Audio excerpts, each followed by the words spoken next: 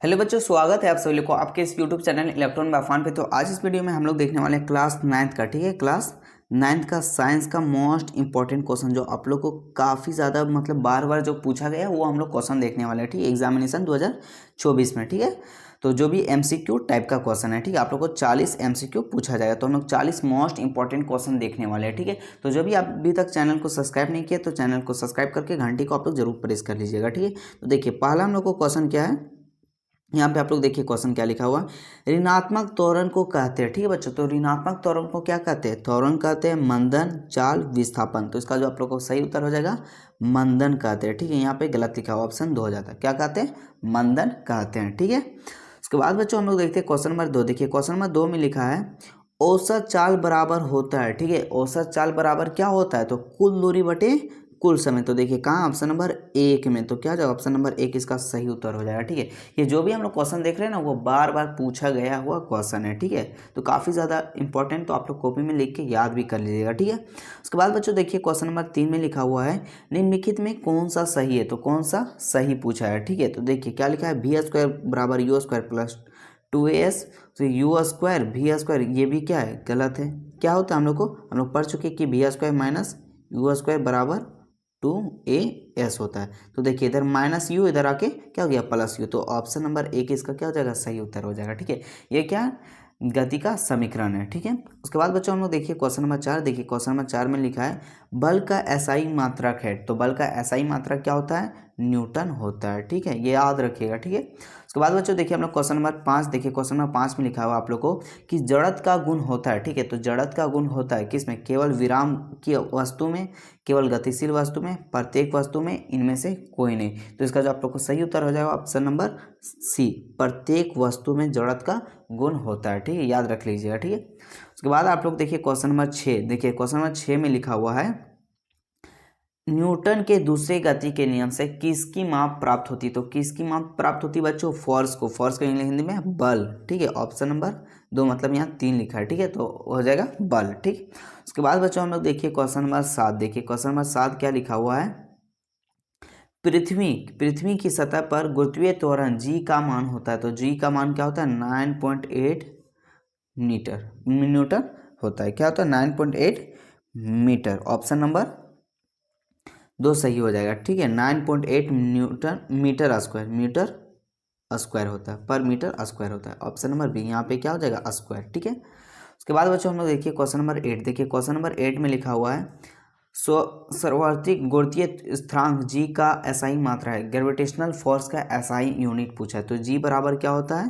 देखिए एक formula F बराबर एफ, उसके बाद क्या होता है? m1 into m2 by are square होता है। ठीक है, ये क्या है? ये फॉर्मूला होता है। यहाँ से अब हम लोग निकालिएगा फॉर्मूला अगर, तो इसका क्या आता है? न्यूटन मीटर पर किलोग्राम स्क्वायर। ऑप्शन नंबर 3 इसका सही उत्तर हो जाएगा। इसे लिखते हैं न्यूटन मीटर पर केजी स्क्वायर होता है। ठीक है, दूसरा हम लोग भाषा में क्या लिख सकते हैं? न्यूटन मीटर केजी के -2 लिखेंगे। इसको क्या पढ़ेंगे? पर केजी स्क्वायर। इसको आप लोग याद रखिएगा। ठीक है, न्यूटन मीटर पर केजी स्क्वायर। उसके बाद बच्चों देखिए क्वेश्चन नंबर 9। देखिए क्वेश्चन नंबर 9 में लिखा हुआ है कार्य बराबर होता है। ठीक है, वर्क बराबर होता है। तो क्या होता है वर्क बराबर?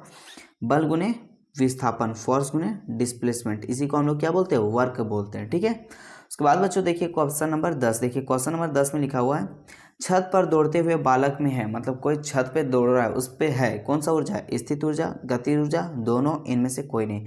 तो क्या हो जाएगा? उस पर दोनों हो जाएगा। ठीक है, उसका स्थित ऊर्जा भी हो जाएगा और गति ऊर्जा भी हो जाएगा। ठीक है, उसके बाद बच्चों देखिए क्वेश्चन नंबर 11। देखिए क्वेश्चन नंबर 11 में लिखा है जूल का मात्रक है। क्या पूछा है? जूल का मात्रक है। क्या है? कार्य और शक्ति का। तो कार्य और शक्ति का सही मात्रक क्या होता है? जूल होता है। ये भी सही है। शक्ति और ऊर्जा का, तो ऊर्जा का भी ऐसा ही मात्रक क्या होता है? ऊर्जा का भी ऐसा ही मात्रा जूल होता है। ठीक है, उसके बाद देखिए क्या लिखा है बल का क्या होता है? फोर्स। ये क्या नहीं हो जाएगा? उसके बाद क्या? कार्य और ऊर्जा का। तो क्या हो जाएगा? ऑप्शन नंबर आपका क्या हो जाएगा? जूल मात्रक है, सॉरी, कार्य और ऊर्जा का जूल मात्रक है। क्या हो जाएगा? ऑप्शन नंबर डी, 4 जो वो सही होता है। यहाँ शक्ति का ऐसा ही मात्रक क्या हो जाता है? पावर का, शक्ति का वाट हो जाता है। ठीक है, यहाँ पे ये ऑप्शन, ये और 1 2 नहीं है, ऑप्शन 4 होगा। ठीक है, उसके बाद बच्चों देखिए क्वेश्चन नंबर 12। देखिए क्वेश्चन नंबर 12 में लिखा है आवर्ती का एसआई मात्रा होता है, तो आवर्ती का जो एसआई मात्रा क्या होता है, हर्ट्ज, जिसको हम लोग क्या डिनोट करते हैं, एच जेड। ठीक है, उसके बाद बच्चों देखिए क्वेश्चन नंबर 13। ठीक है, देखिए क्वेश्चन नंबर 13 में लिखा है ध्वनि तरंगे होती है। ठीक है, जो ध्वनि तरंगे होती है वो क्या सा होती है, अनुप्रस्थ अनुदैर्घ्य एक एवं दो दोनों। और ठीक है, तो इसका जो आप लोग को सही उत्तर हो जाएगा क्या, अनुदैर्घ्य तरंग होती है। ठीक है, उसके बाद बच्चों देखिए हम लोग क्वेश्चन नंबर 14। देखिए क्वेश्चन नंबर 14 में लिखा हुआ है वह प्रक्रिया जिसमें इस इत्र की गंध वायु में चारों ओर फैल जाती है कहलाती है। ठीक है, कोई भी इत्र की गंध चारों तरफ फैल जाती है उसको हम लोग क्या कहते हैं, विसरण कहते हैं। क्या कहते हैं, विसरण कहते हैं। ठीक है बच्चों, उसके बाद देखिए क्वेश्चन में मतलब फैलना। ठीक है, वायु का गंध फैलना ही क्या कहलाता है, विसरण कहलाता है। ठीक है, वह इत्र या कुछ भी रहे। ठीक है, उसके बाद बच्चों हम लोग देखते हैं क्वेश्चन नंबर 15। देखिए क्वेश्चन नंबर 15 में लिखा हुआ है निम्नलिखित में कौन सा जलने की तीव्रता पैदा करेगा, तो जलने की तीव्रता कौन पैदा करेगा। ठीक है, क्या लिखा है, ठंडा जल। तो देखिए ठंडा जल तीव्रता पैदा करेगा, भाप नहीं। गर्म जल, उबला जल, भाप। तो क्या करेगा, भाप क्या करे, तीव्रता पैदा करता है। ठीक है, उसके बाद बच्चों देखिए क्वेश्चन नंबर 16। देखिए क्वेश्चन नंबर 16 में लिखा है निम्नलिखित में कौन सा दर निश्चित है, दर्ज उसका निश्चित है, आकार का, वेग, घनत्व, घनत्व, आयतन। तो दर का क्या निश्चित होता है, आकार निश्चित नहीं होता है, क्योंकि आप जिस रूप में जहाँ पे आप रखिएगा उसका ले लेता है। ठीक है, अगर आप प्लेट में रखें तो वो प्लेट का शेप ले लेगा, अगर आप बाल्टी में रखें तो वो बाल्टी का शेप ले लेगा, इसलिए आकार निश्चित नहीं होगा। ठीक है, उसके बाद देखिए वेग, उसका तो वेग भी निश्चित नहीं होगा, तो उसका क्या निश्चित होता है, आयतन क्या होता है, निश्चित होता है। ठीक है, अगर मान के चलिए यहाँ 1 लीटर है तो उसमें भी आप रखिएगा तो 1 ही लीटर रहेगा। ठीक है, इसलिए आयतन क्या होता है, निश्चित होता है। ठीक है बच्चों, उसके बाद देखिए क्वेश्चन नंबर 17। देखिए क्वेश्चन नंबर 17 में लिखा हुआ है 573 के तापमान का सेल्सियस होगा। ठीक है, क्या पूछा है, 573 के, तो सीधा सीधी आपको सेल्सियस निकालना है, तो 573 में 300 सीधा घटा दीजिए, 300 आप नहीं 273, सॉरी 273, 573 में हम लोग 273 को माइनस कर देंगे, कितना बचेगा, 300 डिग्री सेल्सियस। यही आंसर हो जाएगा। ठीक है, अगर आप लोग को केल्विन दिया होगा, ठीक है, टेम्परेचर केल्विन, और सेल्सियस में निकालना है तो उसमें 273 से हम लोग माइनस कर देंगे, जो दिया हुआ रहेगा केल्विन, वो क्या निकल जाएगा हम लोग को, सेल्सियस। तो ऑप्शन नंबर 3 इसका सही उत्तर हो जाएगा। ठीक है बच्चों, उसके बाद बच्चों हम लोग देखते हैं क्वेश्चन नंबर 18। तो देखिए क्वेश्चन नंबर 18 में लिखा है सोडियम का रासायनिक संकेत होता है। तो सोडियम का रासायनिक संकेत क्या होता है, 11 Na होता है। इसका कौन सा आता है, तो 11 नंबर में आता है, और इसका इलेक्ट्रॉनिक विन्यास कितना होता है, 2 8 1 होता है। ठीक है, तीनों हम लोग यहीं पे देख लिया। ठीक है, तो जितना भी संकेत है ये आप लोग 20 तक याद रखिएगा, साथ में इसका संयोजकता क्या हो जाएगा, 1 हो जाएगा। ठीक है, उसके बाद बच्चों हम लोग देखिए क्वेश्चन नंबर 19। क्वेश्चन नंबर 19 में पूछा है H2O, क्या H2O का आणविक द्रव्यमान है, H2O का आणविक द्रव्यमान है, तो इसका आणविक द्रव्यमान कितना होता है, 18 U होता है। आप लोग इसको याद रख लीजिए, काफ़ी ज़्यादा इंपॉर्टेंट क्वेश्चन है, तो इसको आप लोग याद रख लीजिएगा। ठीक है, उसके बाद बच्चों हम लोग देखते हैं क्वेश्चन नंबर 20। देखिए क्वेश्चन नंबर 20 में लिखा हुआ है यदि किसी परमाणु के वहन कोश में 6 इलेक्ट्रॉन है तो उसकी संयोजकता होगी। देखिए अगर किसी बाहरी कक्षा में 5 6 7 रहे, ठीक है, और 8 रहे, तो इसका अगर आपको संयोजकता निकालने बोलेगा, ठीक है, तो 8 में माइनस कर दीजिएगा, जितना रहेगा उतना। तो कितना है, 6 है बाहरी कक्षा में, 8 में हम लोग 6 माइनस कर दिए, कितना बचा, 2। तो इसका संयोजकता क्या हो जाएगा, 2 हो जाएगा। ठीक है, ऑप्शन नंबर 2 इसका सही उत्तर। ठीक है, तो याद रखिएगा कितना, अगर 1 2 3 रहा बाहरी कक्षा में, वही क्या हो जाता है, संयोजकता। बट लेकिन 5 6 7 अगर रहा 8, तो उसमें क्या करेंगे, 8 से हम लोग माइनस कर देंगे, जो बाहरी कक्षा में रहेगा, ठीक, वही निकल जाएगा संयोजकता। ठीक है बच्चों, उसके बाद देखिए क्वेश्चन नंबर 21। देखिए क्वेश्चन नंबर 21 में लिखा है क्लोरीन की संयोजकता होती है। तो देखिए क्लोरीन का इलेक्ट्रॉनिक विन्यास क्या होता है, 2 8 7 होता है, 2 8 7। देखिए 2 8 10, अरे 7 17, और क्लोरीन कितना नंबर में आता है, Cl 17 नंबर में आपका आता है। ठीक है, तो देखिए बाहरी कक्षा में कितना है, 7, तो हम लोग क्या बोले, जब भी बाहरी कक्षा में 5 और 6 और 7 रहा तो हम लोग क्या करेंगे, उसमें 8 माइनस कर दें, 8 से माइनस कर दें, तो 8 को हम लोग बाहरी कक्षा वाला से माइनस कर देंगे, कितना बचेगा, 1। तो इसका संयोजकता कितना हो जाएगा बच्चों, 1। तो ऑप्शन नंबर 1 इसका क्या हो जाएगा, सही उत्तर हो जाएगा। ठीक है, उसके बाद बच्चों हम लोग देखते हैं क्वेश्चन नंबर 22। देखिए क्वेश्चन नंबर 22 में आपका लिखा है कि 22 में Cl, ठीक है, क्या लिखा है, Cl 35, उसके बाद नीचे यहाँ लिखा है 17 कि क्लोरीन की परमाणु क्रमांक होगा। तो क्लोरीन की परमाणु क्रमांक क्या होगा, 17 हो जाएगा। ठीक है, ये क्या परमाणु द्रव्यमान है, जो नीचे रहता है उसको क्या बोलते हैं, 17 परमाणु क्रमांक। ठीक है, एटॉमिक नंबर। उसके बाद देखिए क्वेश्चन नंबर 23, मैग्नीशियम का इलेक्ट्रॉनिक विन्यास है। मैग्नीशियम मतलब Mg, ठीक है। और Mg कितना में आता है बच्चों, 12 नंबर में आता है आपका, ठीक है। ये याद रख लीजिएगा, आप लोग को व्हाट्सएप ग्रुप में इसका भेज देंगे तो आप लोग वहाँ से देख लीजिएगा, ठीक है। अब इसका इलेक्ट्रॉनिक विन्यास कैसे लिखेंगे, तो पहले हम लोग 2 लिख सकते हैं, उसके बाद कितना लिख लेंगे 8, तो 8 10 हो गया, बचा कितना 2, तो कितना हो गया 12। तो देखिए किस में दिख रहा है, ऑप्शन नंबर 2 में, ठीक है। यहाँ पे 3 लिखा हुआ है, तो ऑप्शन नंबर 2 इसका सही उत्तर हो जाए, ठीक है। उसके बाद बच्चों देखिए हम लोग क्वेश्चन नंबर 24, देखिए क्वेश्चन नंबर 24 में आपका लिखा है O2 की संयोजकता इलेक्ट्रॉनिक की संख्या होगी, ठीक है। O2 की पूछा है, O2 तो कितना है, O2 का इलेक्ट्रॉनिक संयोजकता होगी तो कितना हो जाएगा आपका, ऑप्शन नंबर 1 इसका सही उत्तर हो जाएगा, कितना 8 हो जाएगा, ठीक है।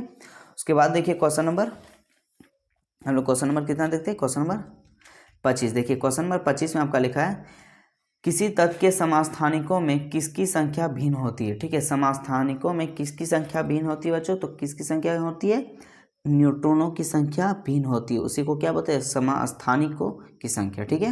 उसके बाद बच्चों हम लोग देखते हैं क्वेश्चन नंबर 26, देखिए जो भी आप लोग को क्वेश्चन बता रहे हो वो काफ़ी ज़्यादा है, ठीक है। ये जो भी हम बता रहे हैं वो समुद्रम बुक से, समुद्रम बुक से आपका श्योरली वो सारा क्वेश्चन पूछा जाता है, ठीक है। उसके बाद क्या, तार्क केंद्रक का कार्य है, तो तार्क केंद्रक का क्या कार्य होता है बच्चों, क्या होता है, तुर्क निर्माण होता है, ऑप्शन नंबर 2 इसका सही उत्तर हो जाएगा, ठीक है। उसके बाद बच्चों हम लोग देखते हैं क्वेश्चन नंबर 27, देखिए क्वेश्चन नंबर 27 में लिखा हुआ आप लोग को, बायोलॉजी से अब स्टार्ट हुआ है, ठीक है। किस प्रकार की कोशिका में बड़ी रसधानी पाई जाती है, तो किस प्रकार की कोशिका में बड़ी रसधानी पाई जाती है, तो पादप कोशिका में क्या बड़ी रसधानी पाई जाती है बच्चों, ठीक है। उसके बाद बच्चों हम लोग देखने वाले क्वेश्चन नंबर 28, देखिए क्वेश्चन नंबर 28 में आप लोग को लिखा हुआ है रंगीन प्लेस्टेट को कहते हैं, ठीक है। रंगीन प्लेस्टेट को क्या कहते हैं, तो क्रोमोप्लास्ट कहते हैं, याद रखिएगा, क्लोरोप्लास्ट नहीं, क्रोमोप्लास्ट, ऑप्शन नंबर 3, ठीक है। उसके बाद देखिए बच्चों हम लोग क्वेश्चन नंबर 29 देखते हैं, देखिए क्वेश्चन नंबर 29 में लिखा है कौन सा रासायनिक अनुवांशिक लक्षणों का एक पीढ़ी से दूसरी पीढ़ी में पहुंचता है, तो कौन सा वो है, कोशिका दर, ऑप्शन नंबर 2 इसका सही उत्तर हो जाएगा, ठीक है बच्चों। उसके बाद बच्चों हम लोग देखने वाले आप लोग को क्वेश्चन नंबर 30, देखिए क्वेश्चन नंबर 30 में आप लोग को लिखा है, देखिए क्या लिखा है, जिस मृदुक्त की कोशिकाओं में हरित लवक पाया जाता है उसे कहते हैं, तो जिस मृदक में हरित लवक पाए जाते हैं उसे हम लोग क्या कहते हैं, क्लोरोनाइकमा, ठीक है, क्लोरोकाइमा, ऑप्शन नंबर 2 इसका सही उत्तर हो जाएगा, ठीक है। उसके बाद देखिए क्वेश्चन नंबर 38, देखिए क्वेश्चन नंबर 38 में पूछा है कॉन्ड्रियोब्लास्ट कोशिका किस ऊतक में पाई जाती है, तो किस ऊतक में पाई जाती है, उपास्थित में पाई जाती है, ऑप्शन नंबर 3 इसका सही उत्तर हो जाएगा, ठीक है। उसके बाद देखिए बच्चों क्वेश्चन नंबर 32, मांसपेशी तथा अस्थायियों को जोड़ता है, तो मांसपेशी और अस्थायियों को कौन जोड़ता है, तो टेंडन जोड़ता है, क्या, टेंडन, ऑप्शन नंबर 2 इसका सही उत्तर हो जाएगा, ठीक है। उसके बाद बच्चों देखिए क्वेश्चन नंबर 33, ठीक है। जो भी अभी तक आप लोग व्हाट्सएप ग्रुप में ज्वाइन नहीं हुए, ठीक है, व्हाट्सएप ग्रुप में ज्वाइन नहीं हुए तो आप लोग व्हाट्सएप ग्रुप में ज्वाइन हो जाइए, उसका लिंक आप लोग को डिस्क्रिप्शन बॉक्स में दे दें, साथ ही में ये PDF अब भी आप लोग को वहाँ सेंड कर देंगे, तो आप लोग वहाँ से काफ़ी ज़्यादा आप लोग आसानी से देखकर लिख के याद भी कर सकते हैं, ठीक है। तो यहाँ से अभी आप लोग लिख के याद कर लीजिए, अगर भूल गए तो इसलिए आप लोग लिख के याद कर लीजिए, ठीक है। तो देखिए बच्चों क्वेश्चन नंबर 23 में क्या लिखा है, कॉर्क केमिसियम का उदाहरण है, तो कॉर्क केमिसियम का क्या उदाहरण है, तो इसका ऑप्शन नंबर क्या हो जाएगा, एक पार्श्व विभुजोक्ता, ऑप्शन नंबर 1 इसका क्या हो जाएगा, सही उत्तर हो जाएगा, ठीक है। उसके बाद देखिए क्वेश्चन नंबर 34, रोगावाहक कीट का उदाहरण है, तो क्या मक्खी भी है, मच्छर भी है, तिलचट्टा है, उपयुक्त सभी, ऑप्शन नंबर डी इसका सही हो जाएगा, ठीक है। और आप लोग को एक हिंट बता रहे हैं, ठीक है, अगर आप लोग को कहीं ऑल ऑफ दिस मिला, उपयुक्त सभी, तो उसका गारंटी का आंसर वही होता है, ठीक है। ये 95% रिसर्च के मुताबिक हम बता रहे हैं 95% एक्यूरेट होता है, ठीक है। तो अगर आपको आंसर नहीं पता है ना बच्चों, तो आप लोग ऑप्शन डी, आपको अगर ऑल ऑफ दिस मिला तो उसको आप लोग टिक मार लीजिएगा, ठीक है। उसके बाद देखिए क्वेश्चन नंबर 35, देखिए क्वेश्चन नंबर 35 में लिखा है हींगा रोग के इलाज के किसके समास्थानिक का उपयोग होता है, तो किसके समास्थानिक का उपयोग होता है, तो होता है वो आयोडीन, क्या होता है, आयोडीन, देखिए ऑप्शन नंबर आपको 4 में दिख रहा होगा, आयोडीन, ठीक है। उसके बाद बच्चों देखिए क्वेश्चन नंबर 36, प्रोटोजोआ के कारण होने वाला रोग है, तो प्रोटोजोआ के कारण कौन सा रोग होता है, मलेरिया होता है, हृदय तो रोग होगा नहीं, TB भी नहीं होगा, ठीक है। उसके बाद बच्चों हम लोग देखते हैं क्वेश्चन नंबर 37, उसके बाद और 3 क्वेश्चन लास्ट बचा है, ठीक है। तो देखिए क्या लिखा है, मलेरिया किस सूक्ष्मजीव द्वारा उत्पन्न होता है, तो किस सूक्ष्मजीव द्वारा होता है, एंट अमीबा, प्लाज्मोडियम, ट्रिप्नोसोमो, इनमें से कोई नहीं, तो इसका जो आप लोग को सही उत्तर हो जाएगा कि प्लाज्मोडियम के सूक्ष्मजीव द्वारा उत्पन्न होता है मलेरिया, ठीक है, याद रखिएगा, ठीक है। उसके बाद बच्चों देखिए क्वेश्चन नंबर 38, वे प्राकृतिक पदार्थ जिनका उपयोग मनुष्य अपने जीवन यापन एवं विकास के लिए करता है उसे क्या कहते हैं? तो जो भी हम लोग जीवन यापन के लिए करते हैं उसको क्या कहते हैं? प्राकृतिक संपदा। ठीक है, ऑप्शन नंबर 3 इसका सही उत्तर हो जाएगा। ठीक है, उसके बाद बच्चों देखिए क्वेश्चन नंबर 39। देखिए क्वेश्चन नंबर 39 में आपका क्या पूछा है? अतिचरण का संबंध है। ठीक है, अतिचरण का संबंध पूछा है। तो अतिचरण का किससे संबंध होता है?